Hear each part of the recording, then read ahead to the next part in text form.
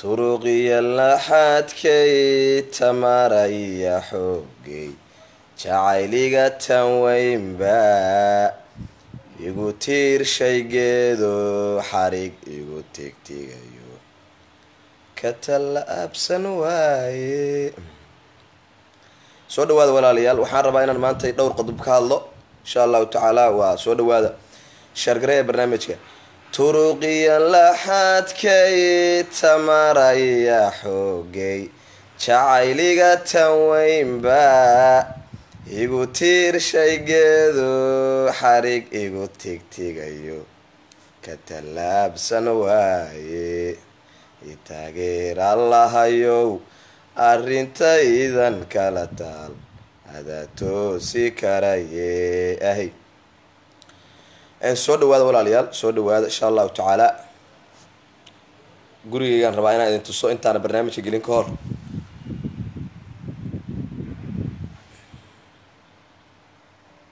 jeedaan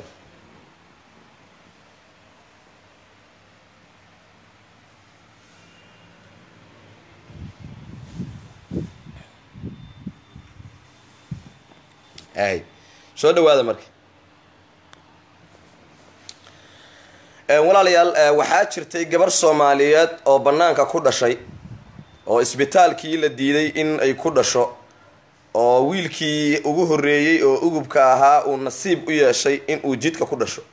haddaba arrintaasi ka abwaan xaraga ahaan anigoo ku hadlahayaa afka dhalinyarada soomaaliyeed iyo afka waxgaratada soomaaliyeed iyo afka abwaaniinta soomaaliyeed, walaalayaal waan cambaaraynayaa. waa fal ugub ku ah ummadda soomaaliyeed, waa fal xaasidnimo, waa fal arxan darro, waa fal meelihii loo doonanayay caafimaadka waxa weeye ugub ku ah weeye. qof soomaaliyeed oo umula oo dhalaya oo xanuun haya oo ayadu iskeentay meesha in la yidhaahdo ku dhali maysid waa arrin foolxun weeye. barnaamijka sheergareeya koramkaana buuxsama. waxaan rabaa inaan arrintaani si dambe isugu soo laaban dalka. waxaan rabnaa isbitaalka noocaa sameeyey in lala xisaabtamo, in sharciga la horgeeyo, in la yidhaahdo uma qalantid daaweynta ummadda soomaaliyeed, in la yidhaahdo shaqo kuma lihid inaad dalkan kasii shaqayso. waa in maxkamad la saaraa isbitaalkaas. gabadhaasi qabiil ahaan qabiilkay kasoo jeeday waa iska qabiil waxa weeye looga tiro badan yahay soomaaliya. macquul in qabiil ahaan loo cayriyey. waxaa kaloo macquul ah in la yidhi qofka waa qof duruufaysan, inta la fiiriyey la yidhi haddana waxa weeye uma qalantid, lacagna lagaa heli mahayo, banaanka u saar. waxaan idiin sheegayaa isbitaalada soomaaliyeed ee ku yaala magaalada muqdisho inaysan xaq u lahayn in qabiil ay u fiiriyaan qof bukaana, inaysan xaq u lahayn in qabiil daraaddii loo cayriyo qof bukaana, inaysan xaq u lahayn qof lacag la-aan dartii looga cayriya isbitaal ayadoo kasoo jeedo ilmo. waxaa macquula ilmahaasi haddii shala ay dhiman lahaayeen ama ay waxgaari lahaayeen isbitaalkaasi inuu mas-uul ka ahaan lahaa. waxaan u sheegayaa ummadda soomaaliyeed meel kastoo ay joogaan in isbitaalada noocaasa laga digtoonaado, aan la aadin, aan lacag lagu beelin. isbitaal haddii aad maqashaan waa isbitaalka, waa in naxariis loogu tagaa, waa in kalkaalisadu ay naxariis muujisaa, waa in waxa weye dictoorka uu naxariis muujiyaa, waa in milkiilaha isbitaalka uu naxariis muujiyaa, waa in shaqaalaha isbitaalka uu lacag daraaddeed uusan u cayrin qof muwaadina oo dhiban oo xanuun hayo. waxaa rabaa fariintaas inaad iga gaarsiisaan goobaha ganacsiga, goobaha caafimaadka magaalada. haddaysan hadli karin adeer annagaan u hadlayna. waxaan idiin sheegayaa qof kasta oo soomaaliyeed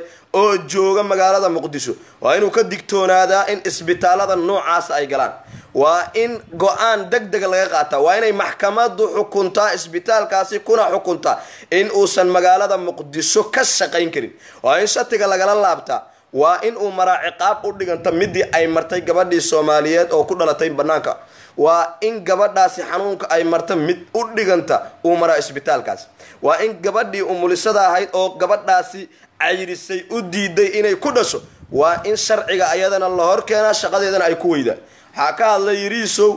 yariisow ayaa ka hadlay. waxaan soo dhaweynayaa sida uu uga hadlay. wuxuu yidhi waa faldambiyeed wey, waa faldambiyeed. maxaa yeelay waa adigoo qof dilay oo kale. shalay gabadhaasi hadday umul raacan lahayd waxaan idiin sheegayaa in uu qaadi lahaa mas-uuliyadda isbitaalkaas. haddii cunugaasi uu dhiman lahaa waxaa laga rabaa diyadii cunugaasi, maadaama ay goob caafimaad timaaday ayadu waajibkeeda gudatay. waxaan ognahay gabdhaha yaga annaga qabiil ahaan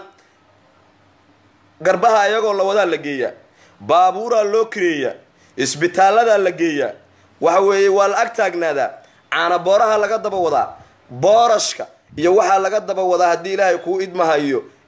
kuu idmahayo iyo suugada intaba waa laga daba wadaa cabitaanka qabow iyo caanaha waa laga daba wadaa waxaa laga daba wadaa mushaarida waxaa laga daba wadaa daawooyinka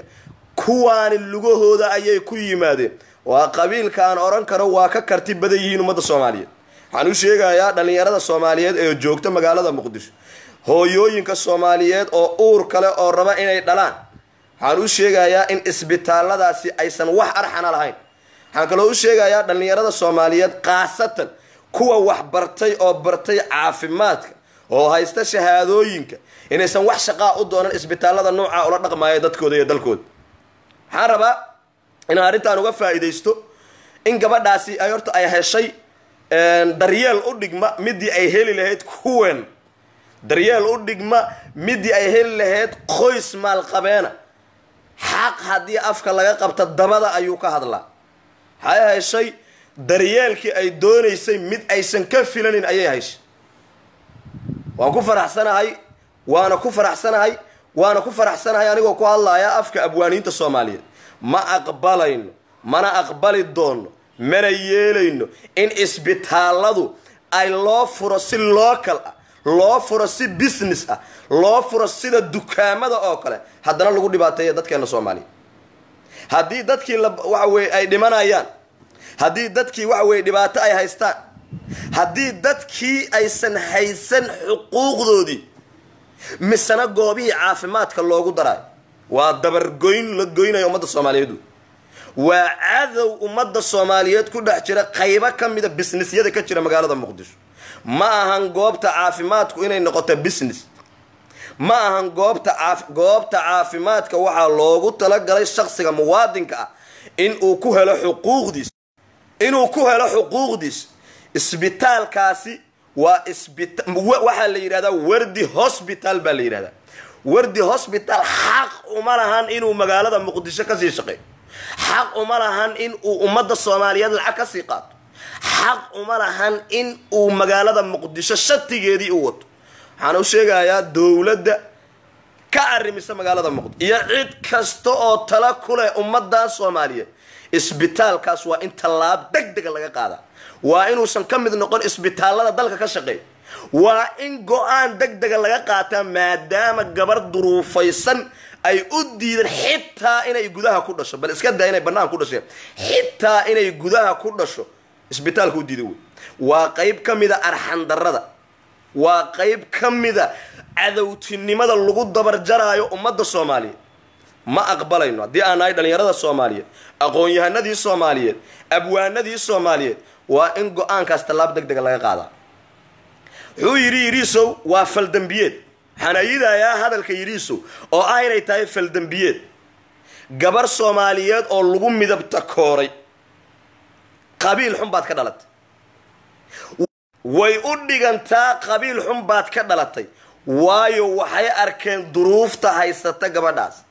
waxay arkeen dandarrada ka muuqata gabadhaas waxay arkeen baahida jirkeeda ka muuqata gabadhaas haddii uu ahaan lahaa qof dheregsan waxaa looga istaagi lahaa kuraasta ayadoo aan la geynin qolka waxa weeye haddii ilaahay ku soo dhaweynta oo lacagaha lagu qaada ayadoon la geyn baa hore saalada laga geyn lahaa kadibna waxaa la soo dallici lahaa lacagtii gabadhaasi ay ku dhashay waxaan u sheegayaa ummadda Soomaaliyeed in isbitaalada Soomaaliyeed laga furay magaalada Muqdisho ay yihiin goobo ganacsi balse aysan ahayn goobo caafimaad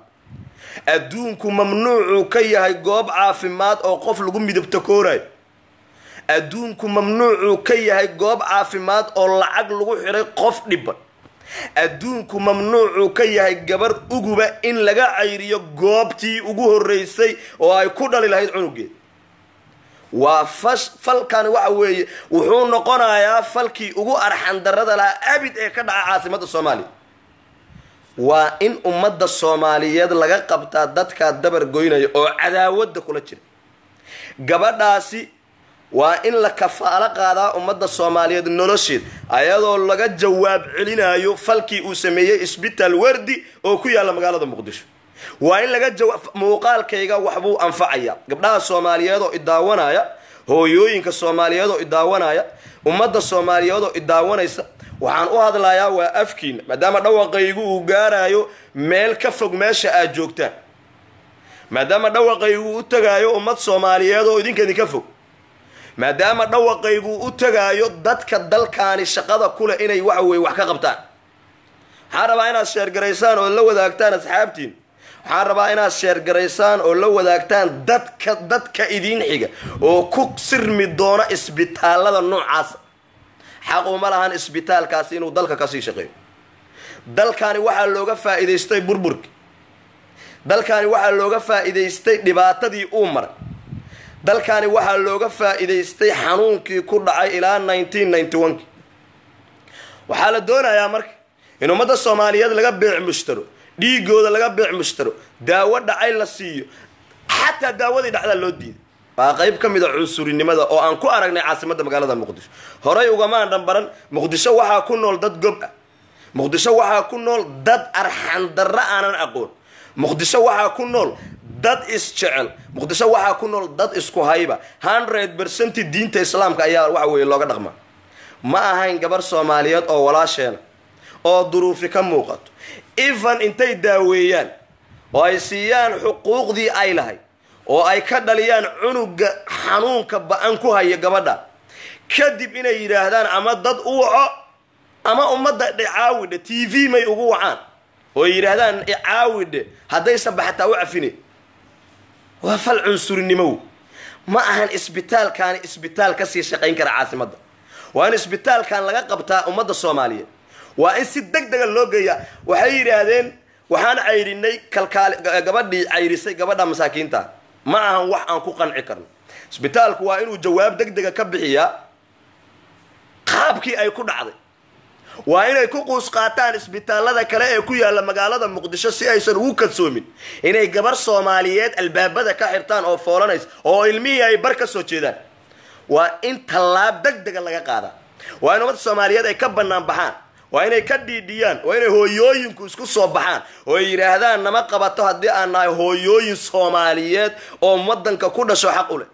معقولة إنه إسبيتال كويسوي الدياس برا وأن دلك كودلن أو دراسة كلا هايست أو إلى بربركي يكون مقنع دولة الشيء يدوني كلا ما أنت دلكي إنه كسر لابط أو إسبيتال كفرته حق أمالهان إن أمدي أديده إن يكون لوايا هاي لي قبضة الصوماليات شلي waxay xaq u lahayd in isbitaalka ku dhasho in isbitaalka ku dhasho ay xaq u lahayd wadankay ku dhalatay oo ilaa burburkii bay joogtay kaan bay degan tahay way qaxday xanuun bay dareentay qoryahay shidan jirtay ma aha wiil Soomaaliyeed oo ka yimid diyaasba dalka dibadiisa in uu shala u diido inay ku dhasho isbitaalka falkaani waa soo laalaabtay wuxuu ku soo laalaabtay ummadda Soomaaliyeed hadda ka horna isbitaal kala jiray oo fal u dhigma falkaan oo kala sameeyay balse tan oo kale lama arag lamana maqal waxaan sheegayaa saaka waan rabaa idinkana inaad iga gurtaan oo iga koobisaan dalkan waxa iskala Soomaali fadlan isbitaalkii aan ku qanacsanayn qof duruufaysan iyo mid dheregsan inuu daaweeyo dalka ha iskaga tago xaq uma la inuu ka sii shaqeeyo waxaan xaq u leenahay isbitaalkaas gacan ku hayntiisa inay xataa shacabka la wareegaan in gacanta shakhsiyaadka isbitaalkaas laga saaro in ummadda Soomaaliyeed ay isbitaalkaasi intay ku banaan baxaan ay yiraahdaan xaq uma lihid inaad ka sii shaqeyso ummadda Soomaaliyeed gudaheeda maxaa yeelay waa fal aan wadabar gooyn wey qof soo doontay xuquuq qof soo doontay waxa weeye caafimaad qof soo doontay in uu dhalo qof soo doontay in uu xanuunka uga tago goobta caafimaad إلا يرى هذا كبح سالدا بنانك آد هفريسان إريد لماذا قربض انت اللي قبت الله انت تقيي بنانك اللي قيي لا يريه بنانك كدل أمد Soomaaliyeed cunug wadada maraya ilmaha ka soo jiiday wiil bajaaj saarnaaba inta soo dagay sakiin soo gato xudunti u jaray waa qayb kamida cunsurinimada hadii hadalkayga uu meel fagaarayo waxaan umada Soomaaliyeed ka codsanayaa isbitaalkaas in laga banaanbo fadlan muuqaalkayga qaad ugi cid allaala iyo cidii ku xaq lahayd in ay wax ka qabtaan maanta ma ahayn maalintii umada Soomaaliyeed laga xiran lahaa albaabada goobaha caafimaadka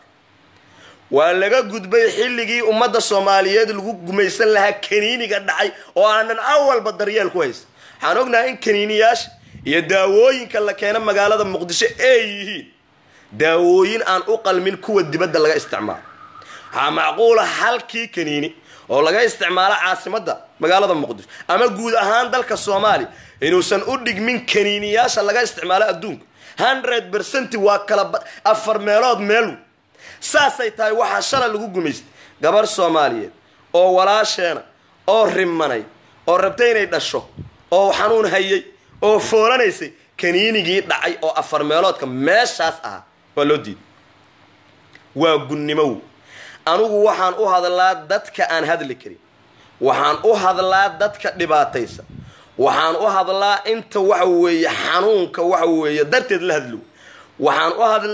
u hadlaa inta la midabta kooro waxaan u hadlaa inta la yiraahdo waa la idinka tira badanay min fadlan muuqaalkayga hadduu ku soo gaaro ka bixi meesha profile-kaaga dhaxdhig oo share gare inta idaawanaysa haddii ay share gareeyaan oo ay gaarto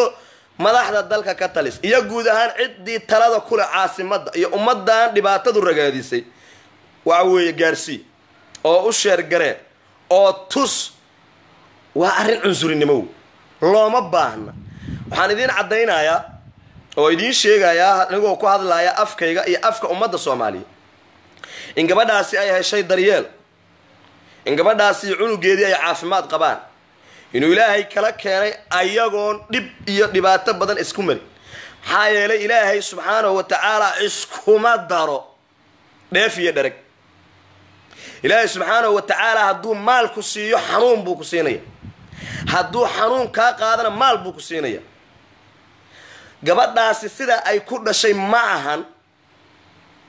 si loo bartay hooyooyinka Soomaaliyeed looga barta ma aha waxay ku dhashay si fudud wadadii bay ku dhaxdhashay ayadoon wax xanuun arag ilaahay baa ka jawaab celiyay falkii ay sameeyeen isbitaal wardi oo ku yaala caasimada magaalada Muqdisho waa qayb kamid ah cunsurinimadu waxaan xasuusinayaa dadka ku nool magaalada Muqdisho qayb kamid ah in ay ku dhiban yihiin caasimada oo aan cid ka warqabtan la arag madaxduna ay ku raaxaysanayaan filla Soomaali maxay taraysaa haddii uu yiri soo dhaho waan cambaaraynayna maxay taraysaa haddii uu maayarkii magaalada yiraahdo fal dambiyeed waa maxay taraysaa haddii gudoomiyihii gobolka Banaadir uu dhaho isbitaalkaasi tallaabaan ka qaadayna oo uu bari lacag iska bixiyo oo loo dhaqaaqay waa qayb kamid ah musuqmaasuqa ka jira caasimada waxay noo sheegtay dawladdaani markii ay xilka qabanaysay inay musuqmaasuqa ka hortagayso waxay noo sheegtay inay la dagaalamayso musuqmaasuqa iyo wax isdabamarinta waxay noo sheegtay inay laaluushka diidayso isbitaalkaasi laaluush haddii uu bixiyo oo la daayo la yiraahdo wadan ka sii shaqayso xamad Soomaaliyeed oo cadaanaysa dalkaani inay marti ku yihiin oo aysan ahayn dad dalkaan iska leh xamada Soomaaliyeed u sheegaya meel kastoo ay joogaan miyi iyo magaalo inaysan u cuntamin in askartiina ay layso oo wiilashooda bajaajada lagu laayo oo askari walba uu bajaaj ku dilo goobtii caafimaadkan albaabada laga xirto حتى قحوتياش أدونك سيدا لغو مسامي قحوتياش أدونك حتى سيدا لغو مسامي سبيتال كاسي حق أمالا إنو عاصمات كاسي شقيو وإن لحراسي دق دق الله حرا أما لغا قادا ديادة عنو قاسي كودا شيء وحوية ودادا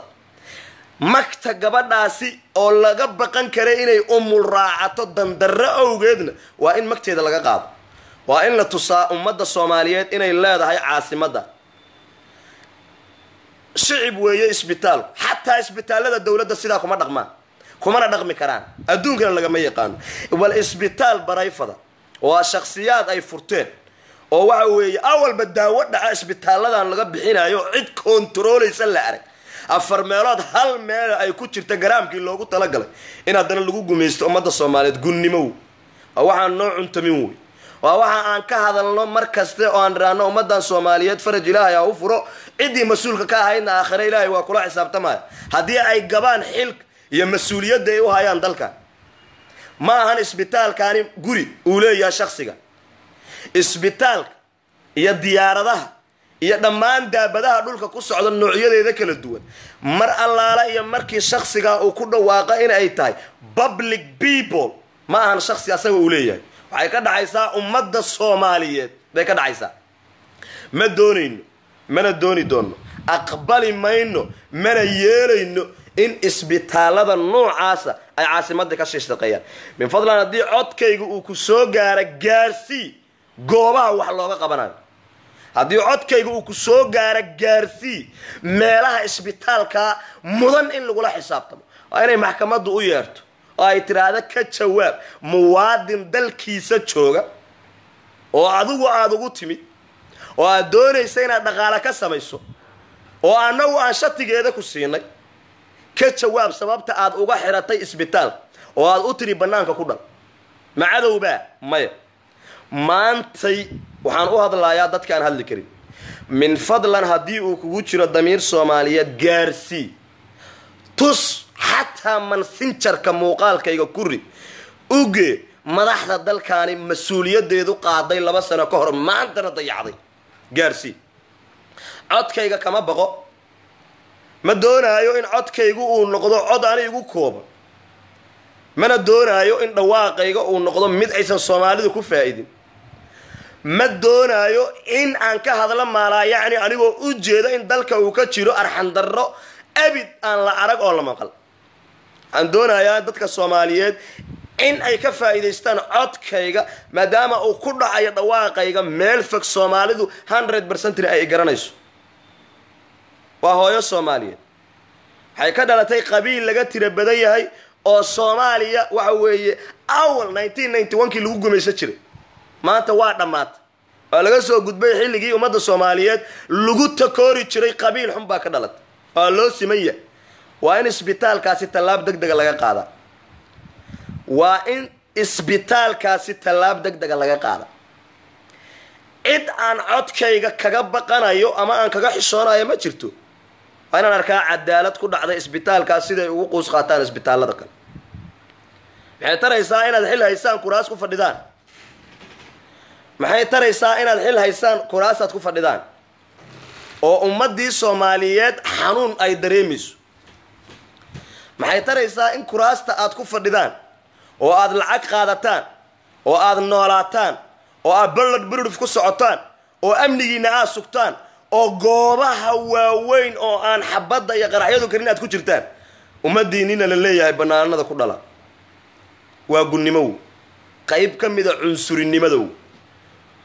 waxaad gabteen xilkii leedin dhiibtay idinkoo ku dhaartay in dalkan iyo dadkan aad wax u qabanaysaan waxay ku dhacday in shakhsi Soomaaliyeed oo muwaadin oo gabar ah haddana oo ugubo ah ilmihii ugu horeeyay in la yiraahdo kuma dhali karti xaq uma lihid banaanka ku dhal garabka inta la qabta la hantaa tarqeeyay isbitaalkaasi waa isbitaalada ugu xun caasimadda ku qoos qaata asaga iska daaya Digfaar Hospital baa sameyn karno Erdogan u leeyahay waay dalka miyaan anagu lahayn madaxdu aan noo cadaysa dalkan haddii anagu aan lahayn in degdeg baan uga baxaynaa ha noo cadaysa madaxdu haddaanan dalkan xuquuq ku lahayn waan ka baxaynaa ha noo cadaysa madaxda dalkan mas'uulka ka ah dalkan inaanan xuquuq ku lahayn ha noo cadayso ha noo cad isbitaalkaasi waa in la baara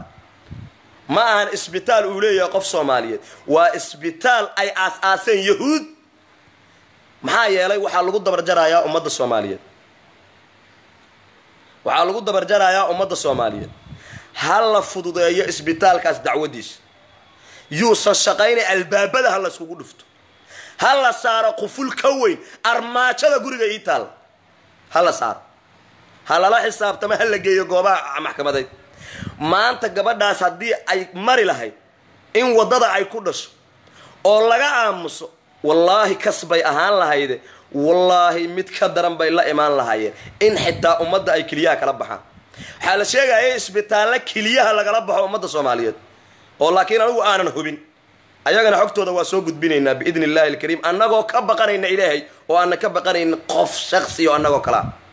magaalada Muqdisho qof wax ku yeelan kara lama arko qof qabiil wax ugu yeelan kara caasimadda Soomaaliya mala waa laga soo gudbay xilligaas way dhamaatay dadka Soomaaliyeed waxa la rabaa inay aqli yeeshaan inay ka gudbaan waxay ku jireen in ka badan 30 sano وإن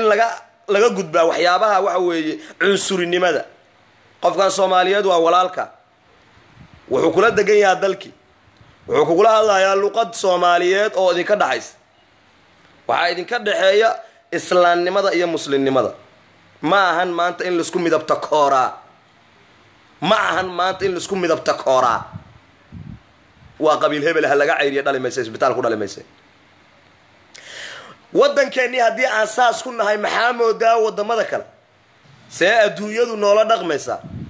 محل له ارتجينا الدولة دا كلام مركي أتجنا أنغو إن ودن كأننا كل باتي سنة وياركايان ومذا كلا إن دل كأننا أن عنصرين ما كتشوف إن دل كأننا أن كوب بهدلنا إن قف صوماليات وسن أود ولا هين إن دل كان حقوق دي سوكايل حيكاد ديجان تهاي إن الدنيا ده كلا نلقو جميست هدي أنا ما أنت هدي أنا كهالي وأنا الهيرية ده إسكا قادم وأنا كتشن آية هدل كأننا حنا قلنا ساكنة ترجمة إن إسبيتالا ده كلا أي كود أيضا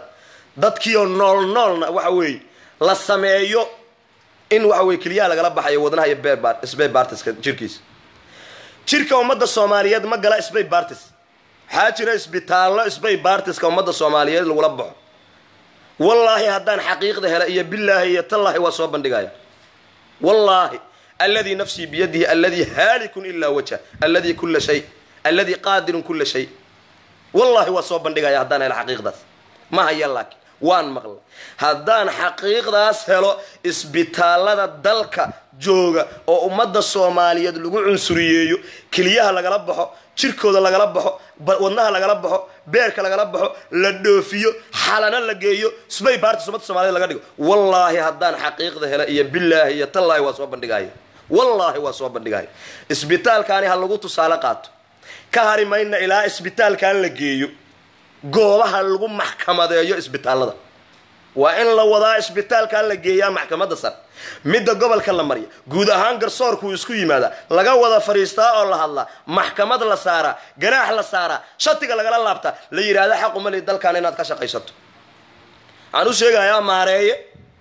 wasiirka ganacsiga waxaan u sheegayaa hadii uu imaqlaayo muuqaalkayga waan aaminsanahay inuu u tagi doono waxaan u sheegayaa wasiirka ganacsiga maareeye waxaan u sheegayaa in waddankaani aysan ahayn waddan la iskaga dhaantaynayo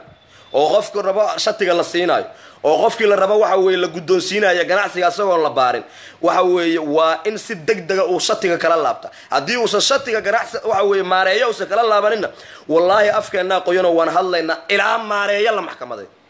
ha kala laabta shatiga isbitaalka ha kala laabta isbitaalka shatiga xaq uma laha inuu dalkan ka sii shaqeeyo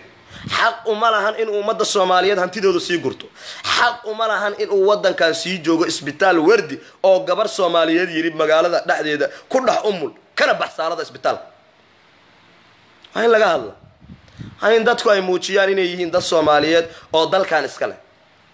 ما هن ما أنت مالين تينا لكو جميسنا إن دل كاني أمد كلا أي وحكة عنتو أمد الصوماليات نلقى مدبتكور وفل أرجع حلو حتريسا قدومية دي وليا وان كحنا رئيس الوزراء وليا وان كحنا مدحويني وليا وان كحنا قرصور كيلي وان كحنا حيرالي وليا وان كحنا برلمان كيلي وان كحنا ومدينا اي دباتة كوسي جرت وحان اقبالي كرنا ما يريسو شرف هدو كرب عاصمة داني سيدا اوغا هذا الله او محكمة دا يسبتالك اوغي يو قوابها محكمة يوصن كهارين الى الله محكمة دا يو او لقيو goobtii lagu maxkamadeyn lahaa oo la oran lahaa maxay ku dhacday maxaa kugu kalifay maxaad u ceerisay maxaad u dhalin weyday maxaa banaanka ugu tuurtay miyasreen gabar Soomaaliyeed oo dalkan xuquuq ku leh miyasreen ugu u dhiganta mid aad u dhasho kale miyaadan dareemaynin xanuunka laga maraayo ilma marka aad leedahay banaanka ku dhab ayadoo aan helin daryeel caafimaad hanti حتى اي تي في ugu yeeri lahaayeen oo ay dhii lahaayeen aniga ma ila soo xiriiraan ma ila xiriiraan dadka caanka ka ah Facebook-yada lacagaan u aruurin lahayn ana dhiibi lahaa wax weyn ma wallahi ana dhiibi lahaa $100 ma ku baxayso gabar umulaysa oo ilma wax weyn laga umulinayo waan naqaanaa anagu hooyooyin waa umula wax weyn gabdha waan la dhasheen waan dhalnay waa xaasaskeeni وحوي دad qof umul u aaday isbitaal qarashka ku baxay waa naqaana $100 ma dhama waxa laga yaabaa in $40 ba lagu umuliyo saalada lagu saaro kaniinigeedana iyo waxeeda $60 isa ka badna $100 qof naftiis in waxa weeye halis loo galiyo gunnimo weeye dalkan ama waan ka baxaynaa guud ahaan oo dhadhaab iyo xeriyaan iska dhiibayna ama isbitaalada noocaan ah la xisaabtamo madaxda gaarsiiyay share garay waxaa jira dad Soomaaliyeed oo baraha bulshada caanka ah sida anigoo kale mayna la soo xiriiraan masiijarada mayna la soo xiriiraan nambaradeenna waa sheegnaa oo har iyo habeen baan sheegnaa oo waxa weeye 59222 maalin walba sheegnaa nambaradeenna meelahan ka sheegnaa mayna soo wacaan waxaan u hadalnaa ummadda Soomaaliyeed ana bixin kara keligay abwaan xaraga keligay bixin kara gabadha waxay ku umuli lahayd keligay baa bixin kara oo wallahi oo billahi oo tallaahi baan ku aniga kaliya bixin kara gabadha nafteeda halista loo galiyo oo wiilka naftiisa halista loo galiyo oo la yiri banaanka nooga bax oo la cunsuriyay oo la midabta kor wallahi keligay baa lacagta bixin kara ummad kale iska dhaaf maxay ila soo xiriiri waay maxay u baadi goobi waayeen dadka caanka ka ah oo xataa message ugu reebi waay oo ay u dhii waayeen qof noocaas ah isbitaal ku dhibaataysan qarashna ma haysto ma ka bixinaysa mise waa saarna ana bixin la qayla dhaanbo ma raadiyeen qof dhalaay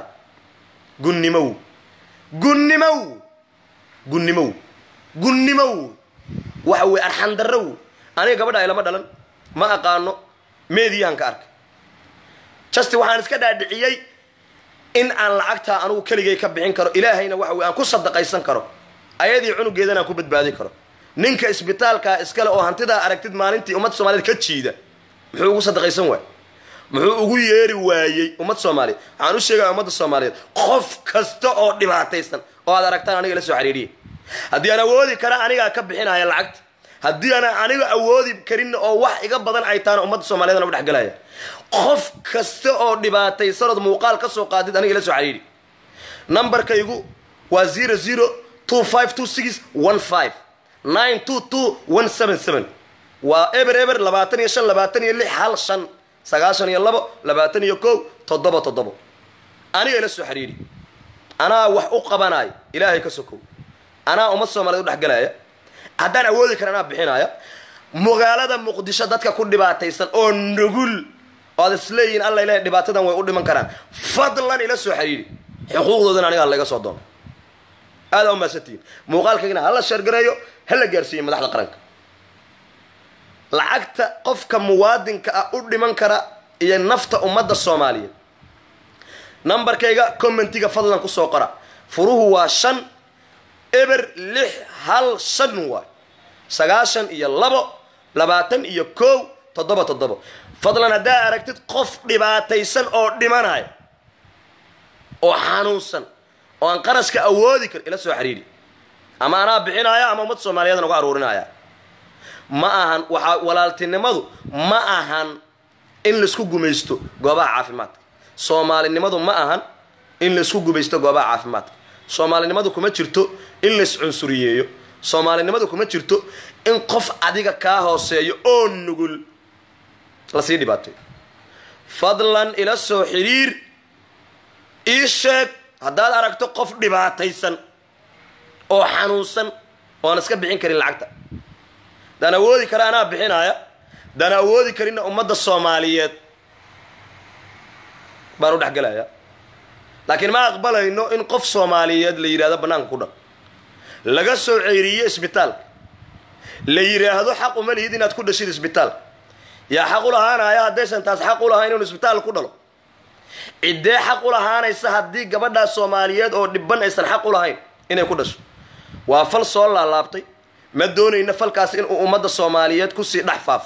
waa in dawladda ay wax ka qabataa haday dalkan mas'uul ka tahay isbitaal wardi waa in si degdeg loo geeyaa maxkamad lagu saarayo falkii uu xamar ka sameeyay oo ahayd gabadhii dhalaysay oo isbitaalka ay ka cayriyeen yariisowna sharaf hadduu ummadda Soomaaliyeed ka rabo waa inuu ka harin isbitaalkaasi uu geeyaa goobii lagu maxkamadayn lahaa waa maasantiin aad u maasantiin intaasaan ku soo gabagabeynaa fadlan faafi muuqaalkan gee goobaha laga danaynayo gee goobaha maxkamaduhu ay ku yaalaan u gee dadka madaxda dalkaani kafaala qaaday aad u maasantiin waa anigoo ah abwaan xarago walaalkiin oo mar waliba aad ku taqaanaa samafalka ummadda Soomaaliyeed waan idin jeclahay qof kastoo muwaadin Soomaaliyeedna waan jeclahay muuqaalkayga fadlan waa codsi qaad gees yargaree u geey madaxda qaranka aad u mahadsantihiin salaamu calaykum waraxmatullaahi wabarakaatuh.